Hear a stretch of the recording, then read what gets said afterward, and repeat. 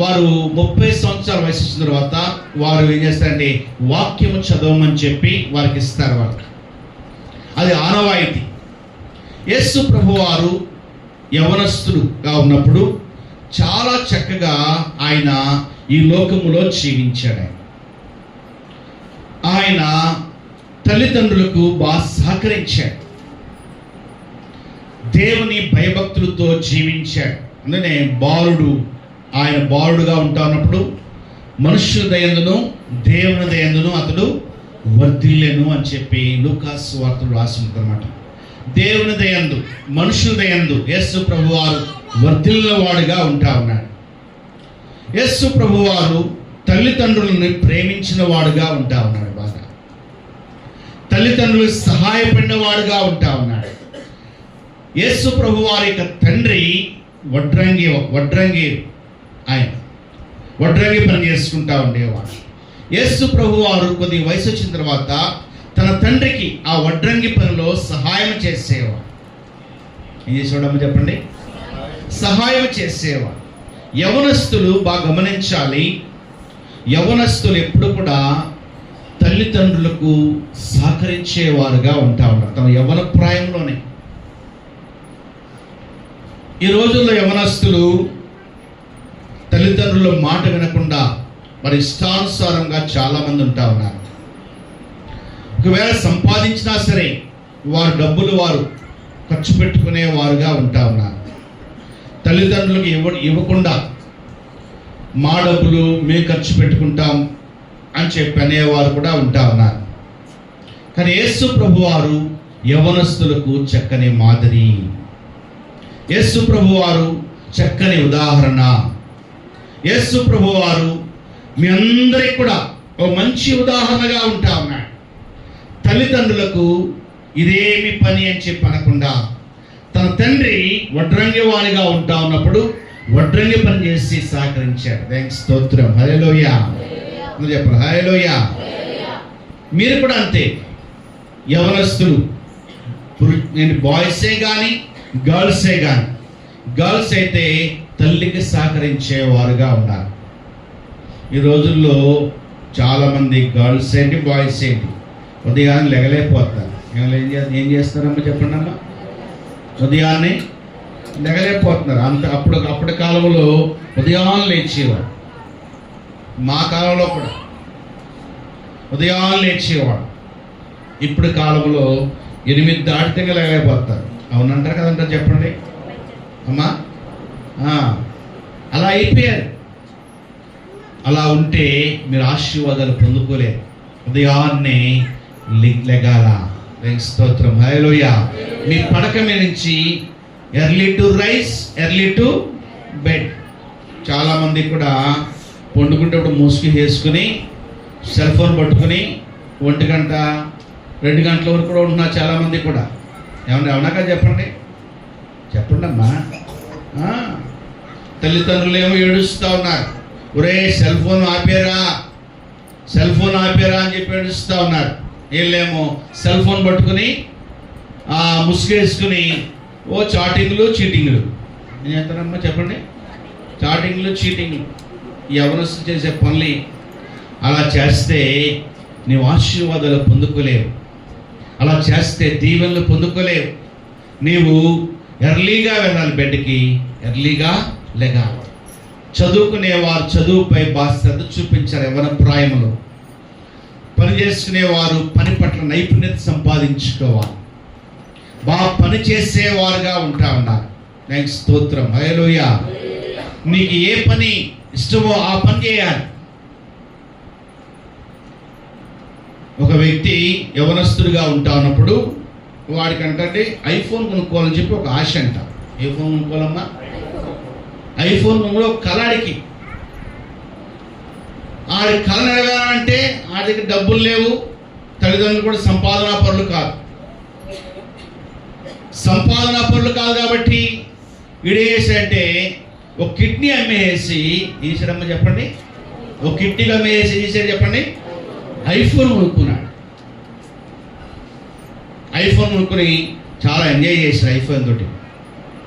ఆ తర్వాత ఒకే కిడ్నీ అవడంతో ఆ కిడ్నీ కూడా డ్యామేజ్ అయిపోయింది. ఏమైందమ్మా చెప్పండి? అంటే పడక మీద అలాగే ఉండిపోయి కృషించిపోయి చనిపోయాడు. అంటాను, నీకు ఏ ఆశ ఉంటా ఉంది యవన ప్రాయంలో? ఏ కోరికలు ఉంటా ఉన్నాయి? ఏ యొక్క కోరికలతో నువ్వు ముందు కొనసాగుతూ ఉంటా ఉన్నావు? నీ కోరికలు సరైనవేనా? సరైన రీతిగా వెళ్తా ఉన్నావా? ఈరోజు చాలామంది కూడా యవనస్తులు ఈజీ మనీ కోసం బెట్టింగ్లు ఆడుతూ ఉన్నారు. ఏంటమ్మా చెప్పండి? బెట్టింగ్స్. అలా ఆశ చూపిస్తారు. వాళ్ళు నువ్వు 100 వేస్తే 100 వేస్తారు, 1000 వేస్తే 1000 వేస్తారు, 10,000 వేస్తే 10,000 వేస్తారు, 1,00,000 వేస్తే తప్పని లేపేతారు. నీకు రాదు ఇంకా డబ్బు. గ్యాంబ్లింగ్ ఇదంతా కూడా లోకమంతా మాయా. 1000 వేస్తే 1000 వేస్తాడు, 10,000 వేస్తే 10,000 వేస్తాడు నీకు. కానీ 1,00,000 అయ్యి 1,00,000 లేపేస్తాడు, 10 లక్షలు అయ్యి 10 లక్షలు లేపేస్తాడు నీ దగ్గర నుంచి. వాళ్ళకి తెలుసు అవన్నీ కూడా ట్రిక్స్ అన్నమాట. కాబట్టి వాటిల్లో నీవు ఎంటర్ కాకూడదు, వాటిల్లో నీవు తలదోర్చకూడదు. ఇదేంట్రా అని చెప్పి ఆ క్లిక్ నొక్కకూడదు. నీవు ఆశ చూపించే ఏ క్లిక్ అయినా నొక్కకూడదు. నీవు గుర్తుపెట్టుకోండి. అంటే యవనస్తులు కాబట్టి చెప్తా ఉన్నాను. అలాగే చాలామంది కూడా ఈ యొక్క యవనస్తులు చాలా చీటింగ్. ఫేస్బుక్లో బాయ్ అమ్మాయిలాగా ఏమని చెప్పండమ్మా చెప్పండి, ఆ ఫొటోస్ పెడతారు. అలా చాలామంది మోసపోయిన వాళ్ళు ఉంటా ఉన్నారు. గర్ల్స్ అబ్బాయిలాగా ఇలా మోసపోయిన వాళ్ళు చాలామంది ఉంటా ఉన్నారు. కాబట్టి అటువంటి నాశనకరమైన గుంటలోకి నీవు వెళ్ళొద్దు. దేవుడు నీకు మంచి భవిష్యత్తు ఇస్తాడు. కష్టపడి పనిచేసుకునేవాడుగా ఉంటా ఉన్నావు. దేవునికి స్తోత్రం, హల్లెలూయా. కష్టపడి నువ్వు ప్రార్థన చేసుకోవాలి, మందిరానికి రావాలి, దేవుణ్ణి అడగాలి, దేవుణ్ణి ఆశ్రయించాలి, దేవుని వెంబడించేవారుగా ఉంటాడు. దేవునికి నీవు ఎన్నడే ప్రార్థనలు విజ్ఞాపనలు చేస్తే నీ జీవితము మలుపు తిరుగుద్ది. దేవునికి స్తోత్రం, హల్లెలూయా. దేవుడు నమ్మదగిన వాడు. ఆయన వంటి వారు ఎవ్వరూ కూడా లేరు. యవనస్తులు ఎక్కువగా స్నేహితులపై ఆధారపడతారు, స్నేహితులు నమ్ముతారు. నేను అంటాను నమ్మొద్దు అన్నాను. నేను ఏమంటున్నానమ్మా? నేను చెప్పండి, ఏ భయపడవలసిన నేను అడిగినప్పుడు చెప్పొచ్చు. నమ్మొద్దు అని అంటలా, నమ్మాలి. కానీ ఎంతవరకు నమ్ముతున్నావో ఒకసారి జ్ఞాపకం చేసుకోవాలి. ఎంతవరకు నువ్వు వెంబడిస్తున్నావో జ్ఞాపకం చేసుకోవాలి. ఇప్పుడు మనం స్కిట్ చూసాం. స్కిట్లో యేసుని అలా చివరికి తోసారు. ఆమె వేరే వాళ్ళకి ప్రాధాన్యత ఇచ్చింది. ఆ స్కిట్లో సినీ యాక్టరే కావచ్చు, డాక్టరే కావచ్చు, యాక్టరే కావచ్చు, లేకపోతే చెప్పండమ్మా ఎమ్మెల్యే కావచ్చు, మరొకరు కావచ్చు, సొంత చుట్టమే కావచ్చు. వాళ్ళు సహాయము కావలసినప్పటికీ వాళ్ళందరూ కూడా చేతులు ఎత్తేసేసి మేము చేయలేము అని అనిపోయారు. వాస్తవం జరిగేది కూడా అదే. బయట అవసరానికి నీకు సహాయం చేసేవారు ఎవరు కూడా రారు. వచ్చిన మళ్ళా నీ జీవితంలో అనేకమైన కష్టాలు వస్తూ ఉంటాయి. కానీ యేసుని వెంబడిస్తే, యేసుని ఒకవేళ కొద్దిగా ఉండొచ్చు, మేము కొద్దిగా సంపాదించుకుంటా ఉండొచ్చు మేము, కానీ దేవుడు నమ్మితే దేవుడు చెప్పండమ్మా బహుగా ఆశీర్వదింపజేస్తాడు. హల్లెలూయా. మొదట నీ కొద్దిగా ఉన్నప్పటికీ తుదకు మహాభివృద్ధి నీవు పొందుతావు. దేవునికి స్తోత్రం, హల్లెలూయా. మహా నెమ్మది కలుగుద్ది, నీ కుటుంబానికి శాంతి సమాధానం కలుగుద్ది. గుర్తుపెట్టుకోండి ప్రియ యవనస్తులారా, ప్రియ దేవుని బిడ్డలారా, అందరూ కూడా జ్ఞాపకం చేసుకోవాలి. దేవుణ్ణి నమ్మి, దేవుణ్ణి ఆశ్రయించి, దేవుని వెంబడించి పాడైపోయిన వారు అంటూ ఎవరు కూడా లేరు. నేను నా యొక్క చదువు అయిపోయిన తర్వాత మా నాన్నగారు నేను అడిగాను, నాన్నగారు నేను బైబిల్ స్కూల్కి వెళ్తాను చెప్పి దేవుని పిలిపొచ్చి అడిగాను. మా నాన్నగారు సహకరించారు, నాకు మా అమ్మ సహకరించింది. నాకు నేను హైదరాబాద్ బైబిల్ స్కూల్ ట్రైనింగ్కి వెళ్ళాను. ముందు హైదరాబాద్లో తెలుగు మీడియం, అది నాకు అక్కడ తెలిసినవి ఏమంటే ఇంకా మంచి బైబిల్ కాలేజెస్ ఉన్నాయని చెప్పి నాకు తెలిసినవి. అప్పుడు నేను మా నాన్నగారు అడిగాను, నాన్నగారు ఇంగ్లీష్ మీడియం చదువుకుంటాను వెళ్ళని చెప్పన్నా. నాన్నగారు కొంచెం అన్నారు, చాలా ఖర్చుతో కూడింది అది, నేను పెట్టలే అంత డబ్బు అని చెప్పన్నారు. లేదు నాన్నగారు, నీ సంతకం పెట్టిన చాలు, నేను చూసుకుంటా అన్నాను. అంటే ఒరే సంతకం పెడితే అర్థం ఏంట్రా అన్నారు నాన్నగారు.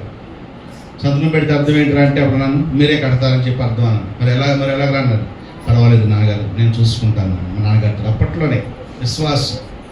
మా నాన్నగారు సంతకం పెట్టి పంపించారు దాని మీద. అప్పుడు నేను మా నాన్న ఎంత ఉంటుందని పంపించేవారు నాన్నగారు, మిగిలింది నేను కష్టపడి పని చేసుకుని ఆ బైబిల్ స్కూల్ కట్టేవాడు. దానికి స్తోత్రం, హల్లెలూయా. దేవుడు సహాయకుడిగా ఉన్నాడు, దేవుడు తోడుగా ఉన్నాడు. ఆ యొక్క బెంగళూరు బైబిల్ కాలేజ్ చదువుకోవడానికి సహాయం చేశాడు. పెద్ద ఉద్ధరిద్దాము, నాన్నగారు చిన్న చర్చది అని చెప్పి ఒక పెద్ద మినిస్ట్రీకి వెళ్ళాను నేను. మానవులుగా మనకు ఉంటాయి కొన్ని ఆలోచనలు, వాళ్ళకి సహకరిస్తే వాళ్ళు మనల్ని బాగానే వాడుకున్నారు, మనకేం ఇవ్వలేకపోయారు. అయినా నేను బాధపడినా. వట్టి చేతులతో బయటకు వచ్చాను. బయటకు వచ్చి ఎక్కడ వాక్యం చెప్పమంటే అక్కడికి వెళ్ళేవాడిని, ఎక్కడ ఎవరు పిలిస్తే అక్కడికి వెళ్ళేవాడిని. చేతులు డబ్బులు సరిగ్గా ఉండేవి కాదు, మీ అందరూ చెప్తాను నేను. కానీ ప్రార్థన చేసుకుంటూ పాస్టర్ గారు, నేను నాన్నగారిని బాధ పెట్టకూడదు, ఇక్కడికి వచ్చి ఆయన పరిచయం బాధ పెట్టకూడదు, మనము ఆయన సంతోషం చేసుకున్నాం అని చెప్పి మేము కొద్ది కష్టాలు పడి ఇబ్బందులు పడి, అలాగే ఎంత డబ్బు ఉంటే అంత జాగ్రత్తగా వాడుకుని పిల్లలు చదివించుకోవాలి. నేను ఒక్కడే పెరగటం కాదు, నాకు భార్య ఉంది, నాకు కొడుకున్నాడు, కూతురు ఉంది, వాళ్ళని చదివించుకోవాలి. అలాగే వచ్చిన డబ్బులన్నీ కూడా జాగ్రత్త దాచి పిల్లల కడుతూ ఫీజులు అలాగా జాగ్రత్తగా చేసుకున్నాం. దేవునికి స్తోత్రం, హల్లెలూయా. ప్రభువుని నమ్మాం, దేవుణ్ణి నమ్మాం, దేవుణ్ణి ఆశ్రయించాం, దేవుని వెంబడించాం, ప్రార్థన చేశాం. మీ అందరూ తెలిసిందే, దాదాపుగా 5 సంవత్సరాలు మేము కష్టపడి పని చేసుకున్నాం. మేమే ఎవరిని ఆశ్రయించుకున్నాం, నాన్న కూడా ఆశ్రయించాల. నాన్నగారు కొద్దిగా అవసరం దశ వచ్చినప్పుడు, నాన్న వచ్చి సహకరిస్తూ ఉండరా అని చెప్పి నాన్నగారు అడిగినప్పుడు మేము వచ్చి సహకరించి వెళ్ళిపోయేవాడిని. మళ్ళీ నేను ఆ తర్వాత మళ్ళా దీనిని చేపట్టాం. నాన్నగారు చనిపోయిన తర్వాత దీని అభివృద్ధి చేశాం. మీ అందరిని ప్రేమించడం ప్రారంభించాం. ముఖము చూడకుండా, మీరు ఇచ్చే డబ్బులు చూడకుండా అందరిని ప్రేమించడం, అందరినీ సమానంగా చూడటం. ఈ విజయవాడ సంఘాన్ని మా హృదయంలో పెట్టుకొని మేము భారంతో ముందు కొనసాగడం చేస్తాం. అక్కడ పరిచయం కూడా వదలకుండా అక్కడ కూడా సేవ చేసుకుంటూ, మేము అక్కడ స్థిరమైన మందులు లేకపోయినప్పటికీ కూడా అక్కడ కూడా సేవ చేస్తూ నేటికి కూడా దేవుని పరిచయంలో ముందు కొనసాగుతూ ఉంటా ఉన్నాం. దేవునికి స్తోత్రం, హల్లెలూయా. దేవుని సంఘమా, మీకు ఒక సంగతి తెలుసా? మేము పెద్ద చిత్తి చేసినప్పటికి కూడా వాళ్ళ ఇళ్ళకి ఎవరింటికి వెళ్ళను నేను. ఇల్లు అడగండి, వెళ్ళి ఎవరింటికి వెళ్ళను నేను. వెళ్తే కానుకల కోసం వచ్చారేమో అని చెప్పి అనుకుంటారని చెప్పి ఎవరిళ్ళకి వెళ్ళం మేము. వాళ్ళు ఒకసారి పిలుస్తారు, రియా మా ఇంటికి రండి పలానా కార్యక్రమం అంటే, లేదులేండి మేము రాములండి, మాకు వేరే కార్యక్రమం అని చెప్పి చెప్తాం మేము. ఎందుకంటే అంత గౌరవంగా సేవ చేసుకునే వాళ్ళం మేము. థ్యాంక్స్, స్తోత్రం, హల్లెలూయా.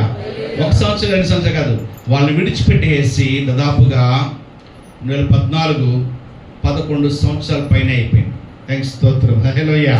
ఎవరిని చేయి చాపకుండా ఏంటి దేవునిపై ఆధారపడుతూ కుటుంబాన్ని పోషించుకుంటూ వెంబడించాం. థ్యాంక్స్, స్తోత్రం, హల్లెలూయా.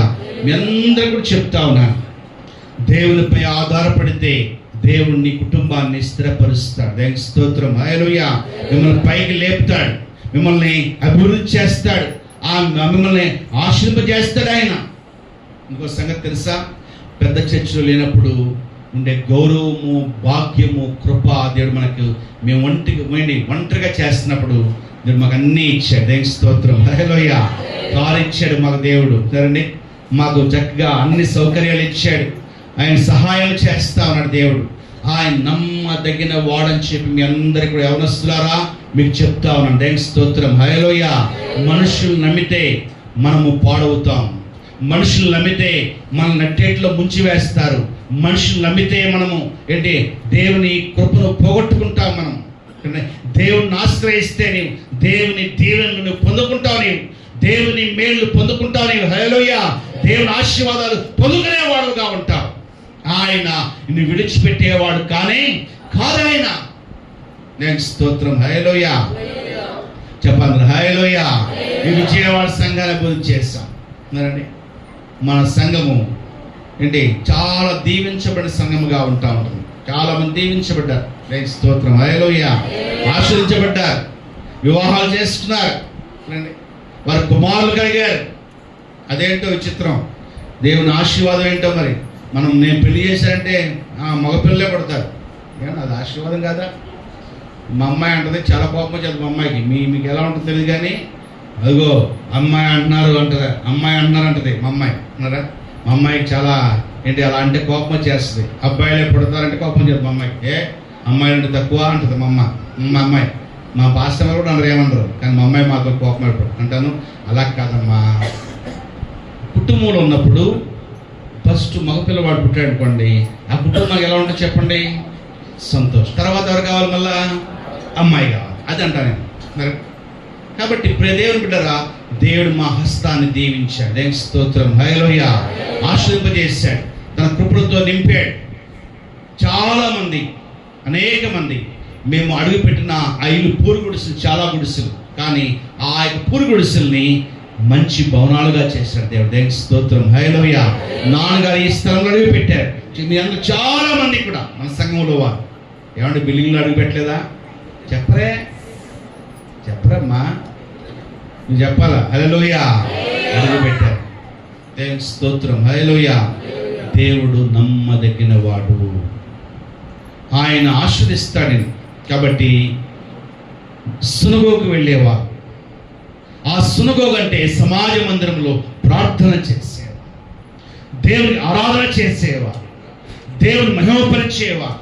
యూదులందరూ కూడా అయిపోయిన తర్వాత లోక సమాచారం వారు తెలుసుకునేవారు. ఎలా ఉంది, శత్రువు ఎలా ఉంటా ఉన్నాడు, అశ్షూరు ఎలా ఉన్నారు, లేకపోతే బబులోనీయులు ఎలా ఉంటా ఉన్నారు, లేకపోతే చుట్టుపక్కల శత్రువులను ఎలా దాడి చేస్తూ వస్తూ ఉన్నారు, మనం ఏం చేయాలి, ఎలా ప్రార్థన చేయాలని చెప్పి వారు బాగా తెలుసుకుని దేవునికి అంగలార్చి ప్రార్థన చేసేవాళ్ళు. వాడు దేవుని స్తోత్రం హల్లెలూయా. 30 సంవత్సరాలు యవనస్తులు వస్తే వాళ్ళని బైబిల్ రీడింగ్ చేయమని చెప్పి వాళ్ళకి అప్పగించేవాడు. అలాగే యేసు ప్రభు వారు కూడా యవనస్తుడిగా ఉన్నప్పుడు, అందులో నేను చెప్పాను మీకు, యవనస్తుడిగా ఉన్నప్పుడు ఏం చేశాడు చెప్పండి అమ్మా? యేసు ప్రభు వారు తల్లిదండ్రులకు బాగా చెప్పండి ఏం చేశాడమ్మా? సహకరించాడు. దేవుని స్తోత్రం హల్లెలూయా. యవ్వన ప్రాయంలో మీకు అర్థం కాదు, తల్లిదండ్రులు ప్రేమించడం చాలా మంది కూడా అర్థం కాదు. వాళ్ళు ప్రేమించడానికి వాళ్ళు విసుక్కుంటూ ఉంటారు, కానీ కొద్ది పెద్ద అయిన తర్వాత వాళ్ళ ప్రేమ, వాళ్ళ ఆప్యాయతలు మీకు తెలుస్తాయి. నేను కూడా అంతే, చిన్నప్పుడు విసుక్కునేవాడిని, చిరాకు పడేవాడిని, చాలా చులకన భావంగా మాట్లాడేవాడిని. పెద్ద అయిన తర్వాత అమ్మా నాన్న లేక వాళ్ళ విలువ తెలుసుకున్నాను. అప్పటి నుంచి చాలా గౌరవంగాను, మర్యాదగాను, విలువగాను, కావలసినవన్నీ సమకూరుస్తూ, నాకు కష్టమైనా సరే అవన్నీ కొనిస్తూ వెళ్ళిపోతూ ఉంటాను ఇప్పుడు కూడా. దేవుని స్తోత్రం హల్లెలూయా. నేనే ఒక మాదిరి ఉదాహరణ. మా నాన్న ఉన్నప్పుడు కూడా అంతే. మా నాన్నప్పుడు బాగా చూసేవాడిని. విదేశాలు వెళ్ళినప్పుడు మా నాన్నకు మంచి చొక్కా, ఖరీదైన చొక్కా నేను కొని తెచ్చి నాన్నగారు ఇది వేసుకోండి అని చెప్పి ఇచ్చాను. నాన్నగారికి నేను ప్రేమించిన వ్యక్తి నేను. కాబట్టి మీ అందరూ చెప్తాను, తల్లిదండ్రుల్ని సన్మానిస్తే నీవు చెప్పండి, నీవు దీర్ఘాయుష్యవంతురాలు. దేవుని స్తోత్రం హల్లెలూయా. నువ్వు దీవించబడతావు. యవనస్తులు ఎవరైనా సరే ఉన్నప్పుడు మీరు ఒకవేళ తల్లిదండ్రులపై అవిధేయులుగా ఉన్నట్లయితే, మీరు కఠినంగా మాట్లాడుతున్నట్లయితే, మీరు దుర్భాషలు మాట్లాడుతున్నట్లయితే, మీరు చెడ్డగా ప్రవర్తిస్తూ ఉంటే అది నీకు ఆశీర్వాదకరము కాదు. నీవు దీవించబడవు, నీవు ఆశీర్వదించబడవు. నీవు గుర్తుపెట్టుకోవాలి. ఎప్పుడైతే నువ్వు తల్లిదండ్రులను ప్రేమించి మంచిగా ఉంటావో, వారిని బాగా చూసుకుంటా ఉంటావో, వారిని సన్మానిస్తూ ఉంటావో, వారికి కావాల్సినవి ఇస్తూ ఉంటావు, నువ్వు దీర్ఘాయుష్యవంతుడు అవుతావు. దేవుని స్తోత్రం హల్లెలూయా. నువ్వు దీవించబడతావు. నువ్వు చేసే పని దేవుడు దీవిస్తాడు. నీ చేతికి ఆయన ఫలిస్తాడు ఆయన. కాబట్టి మీ అందరికీ నేను బాగా చెప్తాను, ఇప్పటి వరకు ఒకవేళ నువ్వు మారుకున్నట్లయితే ఇప్పటి నుంచన్నా మారు. దేవుని స్తోత్రం హల్లెలూయా. దేవుని సన్నిధికి రావాలి. చాలామంది యవనస్తులు దేవుని సన్నిధిలో కూర్చోలేకపోతున్నారు. కూర్చోవాలి. ఎంత ఆశీర్వాదం మీకు తెలియదు. అది బైబిల్ రాస్తుంది, దినము గడుపుట ఆయన సన్నిధిలో చెప్పండి 1000 దినాల కంటే శ్రేష్టము. నీ సన్నిధిలో ఒక దినము గడుపుట చెప్పండి 1000 దినాల కంటే శ్రేష్టము. అంటే 1000 దినాలు, ఒక దినం ప్లస్ చెప్పండి 1000 దినాల ఆశీర్వాదం నీకు. కాబట్టి ఈ వాక్యము చాలా ప్రాముఖ్యమైనది అనుకుంటా. చాలామంది కూడా బయట ఉంటారు, పాస్టర్లు బాగుపడటానికి పనులన్నీ అంటారు. ఏమండి, మీరు కష్టపడ్డారో బాధపడ్డారో నాకు తెలియదు, కానీ మేము ఎన్ని కష్టాలు పడ్డామో మీకు తెలియదు, ఎన్ని బాధలు పడ్డామో ఈ బైబిల్ చెప్పడం వలన, ఈ వాక్యం చెప్పడం వలన మీకు తెలియదు. కానీ ఆ కష్టాల్లో, ఆ బాధల్లో, ఆ ఇబ్బందుల్లో ప్రభువునే హత్తుకుని ఆయన ప్రేమించాం కాబట్టి దేవుడు మళ్ళీ స్థిరపరిచాడు. దేవునికి స్తోత్రం. హల్లెలూయా చెప్పాలి. హల్లెలూయా. ఇప్పుడు ఖాళీ ఉండదు. ఇక్కడ ఉంటే కొద్దిగా ఖాళీగా ఉండదు. చెప్పండి, మీ మీటింగ్సే అక్కడికి వెళ్తే ఏదో మీటింగ్కి వెళ్ళిపోతూ ఉంటాను. ఇంకో మాట చెప్తాను మీకు, నాకు కొద్దిగా కానుకొచ్చే మీటింగ్ అయితే ఇష్టంగా వెళ్తాను. నాకు డబ్బులు రాని మీటింగ్ అయితే నాకు ఇష్టం ఉండదు. నాకు అలా తిరగడానికి ఇష్టం, తిరగబుద్ధి కాదు నాకు. నేను నిజం చెప్తాను. ఎందుకు మనకి తిరగాలి? మనం పెద్దవాళ్ళు అయిన తర్వాత గాలిగా తిరగడం ఎందుకు? మన కుటుంబానికి పోషించుకోవడానికి ఏంటి వెళ్తే మనకి దీవెనకరంగా ఉండాలి ఆ మీటింగ్. అప్పుడే వెళ్తే ఇష్టపడతాయి. మిగతా నా కారు నాశనం తీయను. నేను చెప్తాను మీకు, కారు తీయాలంటే దానికి కావాల్సిన డబ్బు రావాల్సిందే, లేకపోతే తీయను. అనవసరం మనకి ఎందుకు అది. అలా షెడ్లో పెట్టి ఉంచుతుంది దాన్ని అలాగే మంచిగా. మీ అందరూ చెప్తా ఉన్నాను, అనవసరం తిరగమాకండి. హల్లెలూయా. యేసు ప్రభువు మనకు మాదిరి. యేసు ప్రభువు చాలా మాదిరి. చిన్నతనంలోనే మందిరానికి వెళ్ళాడు ఆయన, పస్కా పండుగ వెళ్ళాడు ఆయన, వాక్యం బాగా వింటా ఉన్నాడు ఆయన. పెద్దవాడిన తర్వాత తల్లిదండ్రులు సహకరించిన బాగా ఆయన 30 సంవత్సరాలు వచ్చిన తర్వాత అందరి యూదుల వల్లే వచ్చి వాక్యం చదవడానికి వాళ్ళు సమయం ఇస్తే బైబిల్ తీసి ఉంది. అప్పటికి ఆ దినమునకై ఏర్పాటు చేయబడిన ఏంటి వాక్యం ఏంటి? యెషయా గ్రంథము చదవండి ఒకసారి. యెషయా గ్రంథము, నేను టైం అవుతుంది ముగిస్తాను. 61వ అధ్యాయం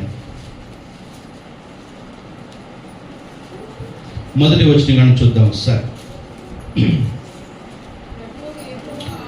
ప్రభువు యెహోవా ఆత్మ నా మీదికి వచ్చినది, దీనులకు సువర్తమానము ప్రకటించుటకు యెహోవాను అభిషేకించెను, నలిగిన హృదయం గల వారిని దృఢపరచుటకును, చెరలో ఉన్న వారికి విడుదలను, బంధింపబడిన వారికి విముక్తిని ప్రకటించుటకును, యెహోవా హితవత్సరమును మన దేవుని ప్రతిదండన దినమును ప్రకటించుటకును, దుఃఖాక్రాంతులందరినీ ఓదార్చుటకును, సియోనులో దుఃఖించు వారి ఉల్లాస వస్త్రమును ధరింపచేయుటకును, బూడిదకు ప్రతిగా పూదండను, దుఃఖములకు ప్రతిగా ఆనంద తైలమును, భారభరితమైన ఆత్మకు ప్రతిగా స్తుతి వస్త్రమును వారికిచ్చుటకును ఆయన నన్ను పంపి ఉన్నాడు.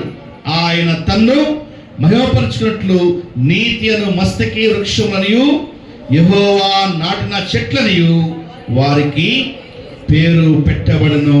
దేవునికి స్తోత్రం. చాలా కాలం పాడుగా ఉన్న స్థలమును వారు కట్టుదురు, పూర్వమున పాడైన స్థలమును కట్టుదురు, పాడైన పట్టణములను నూతనముగా స్థాపింతురు, తరతరం నుండి శిథిలమైన పురములను బాగు చేయుదురు. దేవునికి స్తోత్రం. హల్లెలూయా. యేసు వచ్చి ఉన్నాడు. దేవునికి స్తోత్రం. హల్లెలూయా. ఆయన సులువు వెళ్ళి సమాజ మందిరం వెళ్ళి ఆ జనానికి ఏర్పాటు చేయబడిన లేఖన భాగం ఏంటంటే ఇదే ఆయనకై ఏర్పాటు చేయబడింది. హల్లెలూయా. ఆయన లేచి చదవగానే అందరూ కూడా స్టన్ అయిపోయారు. ఆయన లేచి అధికారంతో చదువుతా ఉన్నాడు. దేవునికి స్తోత్రం. హల్లెలూయా.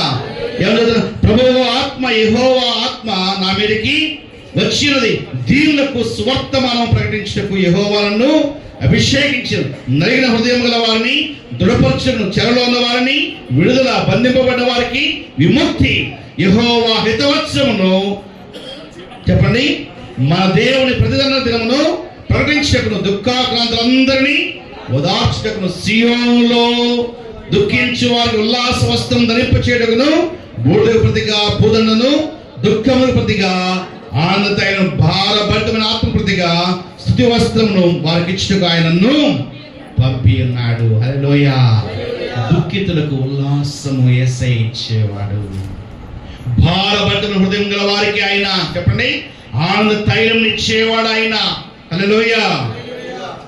బూడిద ప్రతిగా పూలను ఇచ్చేవాడు, దుఃఖం ప్రతిగా ఆనంద తైలాన్ని ఇచ్చేవాడు ఆయన. దేవునికి స్తోత్రం. హల్లెలూయా. దుఃఖాక్రాంతులను ఓదార్చువాడు మన దేవుడు. దేవునికి స్తోత్రం. హల్లెలూయా. ఆ వాక్యము చదవగానే అందరూ కూడా ఈయన మెస్సయ్యా అని చెప్పి అందరూ ఆశ్చర్యపడ్డారు. మెస్సయ్యా అనగానే అభిషేకించబడినవాడు. దేవునికి స్తోత్రం. హల్లెలూయా. పంపబడినవాడు దేవుని యొద్ద నుండి. దేవునికి స్తోత్రం. హల్లెలూయా. ఆయన రాజుగా ప్రభువులుగా ఉండేవాడని చెప్పి అర్థం వస్తుంది. దేవునికి స్తోత్రం. హల్లెలూయా. కాబట్టి ఆ వాక్యం చదవగానే అందరూ కూడా ఆశ్చర్యపోయి అలాగే మౌనంగా ఉండి యేసు యొక్క అలాగే చూస్తా ఉండిపోయారు. దేవునికి స్తోత్రం. హల్లెలూయా. కాబట్టి ప్రియమైన దేవుని బిడ్డరా జ్ఞాపకం చేసుకోవాలి, యేసు ప్రభువారు మామూలు వ్యక్తి కాదు. హల్లెలూయా. అందరిలాంటి వాడు కాదు ఆయన. ఆయన దేవుని కుమారుడు, దేవుడే మానవుడై ఈ లోకానికి వచ్చి దుఃఖముతో ఉన్న వారికి ఉల్లాస వస్త్రం ఇవ్వటానికి. దేవునికి స్తోత్రం. హల్లెలూయా. భారభరితంగా ఉన్న వారికి ఆయన సంతోషాన్ని ఇవ్వటానికి. దేవునికి స్తోత్రం. హల్లెలూయా. గుడ్డి వారికి చూపునివ్వటానికి, దీనులకు ఆయన లేవనెత్తడానికి ఆయన ఈ లోకానికి దిగి వచ్చాడు. దేవునికి స్తోత్రం. హల్లెలూయా. నువ్వు ఏ కష్టంలో ఉన్నావు, ఏ బాధలో ఉన్నావు, ఏ ఇబ్బందుల్లో ఉన్నావు, ఏ శ్రమల్లో ఉన్నావు, ఏ అప్పుల్లో ఉన్నావు, ఏ కాఠిన్యంలో ఉంటా ఉన్నావు, ఏ అణదొక్కబడి ఉంటా ఉన్నావు, యేసు ప్రభు వారు ఎప్పుడైతే వస్తారో మన జీవితంలోకి ఆయన చేర్చుకుంటే మనము ఆయన విడుదల ప్రకటించేవాడు ఆయన. దేవునికి స్తోత్రం. హల్లెలూయా. ఆయన ఉల్లాస వస్త్రము నీకు ఇచ్చేవాడుగా ప్రభువారు నీకుంటా ఉన్నాడు. దేవునికి స్తోత్రం. హల్లెలూయా. గుర్తుపెట్టుకోవాలి, ఆదాము నుండి అబ్రహాం వరకు 1000 సంవత్సరాలు. ఆదాము నుండి చెప్పండి అమ్మా, అబ్రహాం వరకు ఎన్ని సంవత్సరాలు చెప్పండి? 1000 సంవత్సరాలు. అబ్రహాం నుండి మోషే వరకు 1000 సంవత్సరాలు.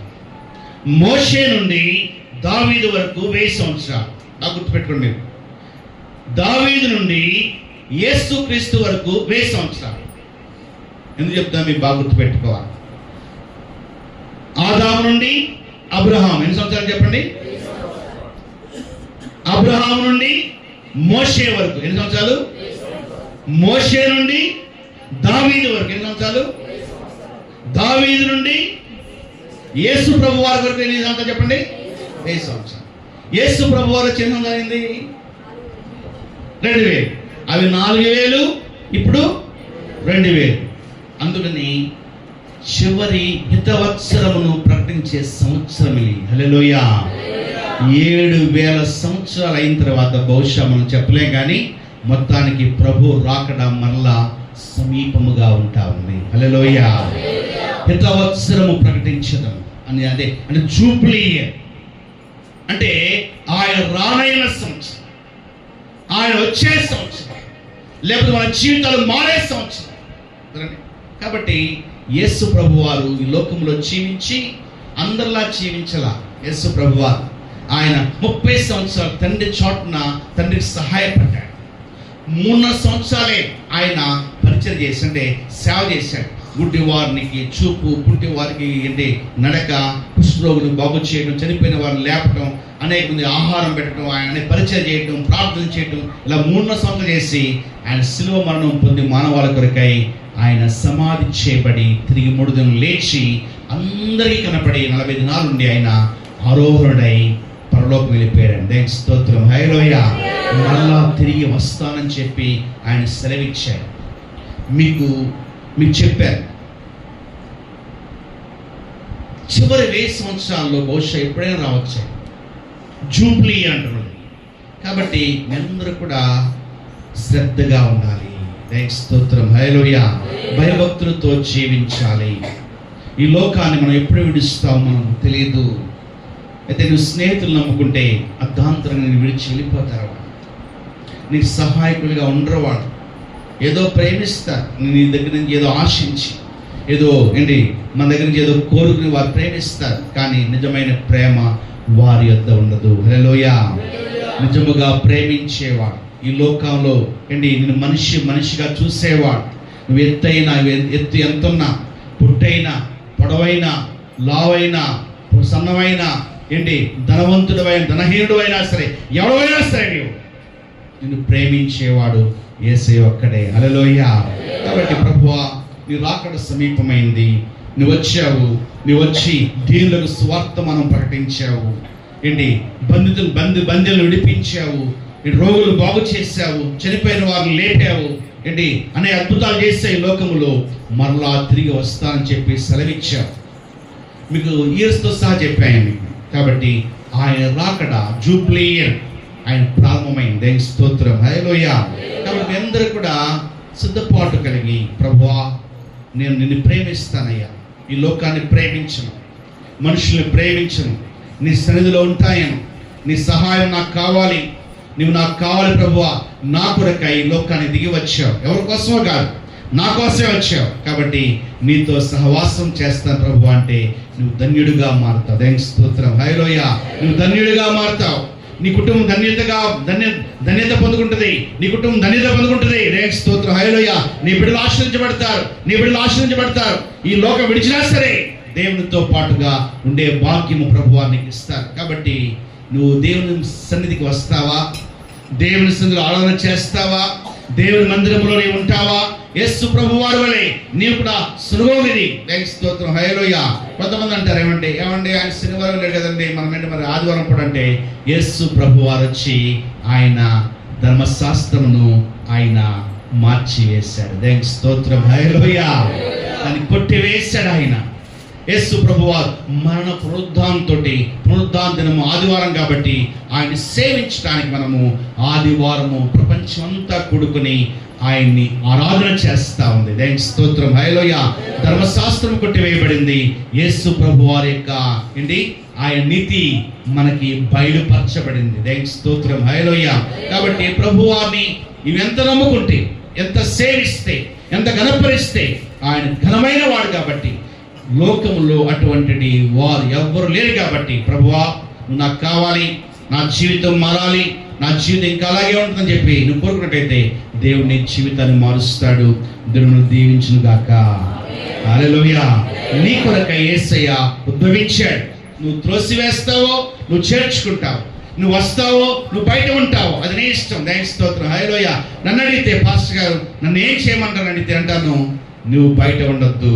యెహోవాను ఆశ్రయించబడినవాడా, నువ్వు బయట నిలువలేలా, నువ్వు చెప్పండి లోపలికి రమ్ము. దేవునికి స్తోత్రం. హల్లెలూయా. బయట ఎందుకుంటావు? నిన్ను ఎవరు విడేశారు? నువ్వు లోపలికి రా, నువ్వు దీవించబడతావు. దేవునికి స్తోత్రం. హల్లెలూయా. నీ హృదయవాంఛను దేవుడు తెలుస్తాడు. అలాగే నువ్వు ఆయన సేవిస్తే గొప్ప దీవెనలు. హల్లెలూయా.